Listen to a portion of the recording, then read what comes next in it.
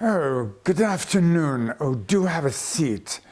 I see by your card that my butler just gave me, your name is Mr. Tony the Whip Mandalori. Do I have that correct? Yes, you give a telephone number, but no address. I take it you're from New York.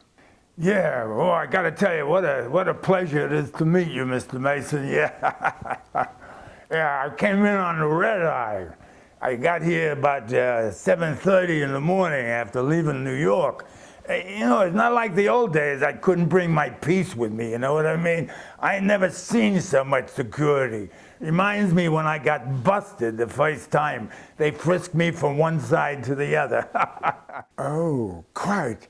Yes, you represent the Godfather, I believe he's called. I represent Don Corleone. You know who he is, right? He's the boss. Everybody knows who he is. Sure. Anyway, he liked your work, especially in that film, The Seventh Veil, with that gal. That was really something. The way you slapped her around and whatnot, the Don really liked that. The way I slapped her around, well, it was a little bit out of character for me, but that's what the director wanted, and of course that's what I did. I liked what you did in North by Northwest when you knocked off that copper in the cafeteria and you pumped him full of lead. For a minute there, I thought it was for real. Everybody in the audience was cheering for you. Yeah, you'd be great. Anyway, the boss wants you to play the Sigliaro in his new movie, The Godfather. You heard of The Godfather. They're doing Godfather 3. I think you'd be great for it. And you've contacted me because you've read my book. Odd you would mention it. I'm just reading it myself again. It's entitled Before I Forget. Most unique title, don't you think? Probably refers to Alzheimer's disease, which mercifully I'm not afflicted with, at least for the moment. So, how is it that I may help you, Mr. Whip? Or shall I just call you the Whip? The boss thinks you look a little bit like him. Personally, I don't think so myself, but don't tell him that.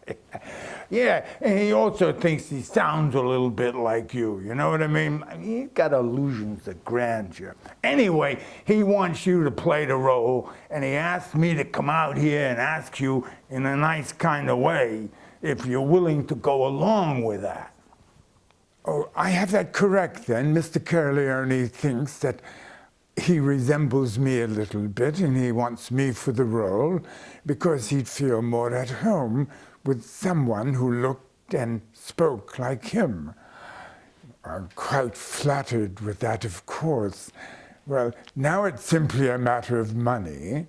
If Mr. Corleone and you yourself, Mr. Whip, or the Whip, whatever you would agree upon, I think my agent and I would find it most accommodating, and I would do whatever is required for the role. Hey, you name your price, and you get whatever you want. I mean, you have my word on it. When Willie the Whip gives his word for something, hey, you can count on it. Good. All right. I can't tell you how nice it was to talk to you, to finally meet you. You're such a gentleman. Anyway, I gotta go. I got something I gotta take care of for the boss in town, you know what I mean? All right, we'll talk later. Thanks again, Mr. Mason. I really like your work. You're a real champ. Well, thank you very much for coming by. I'm very appreciative of the attention.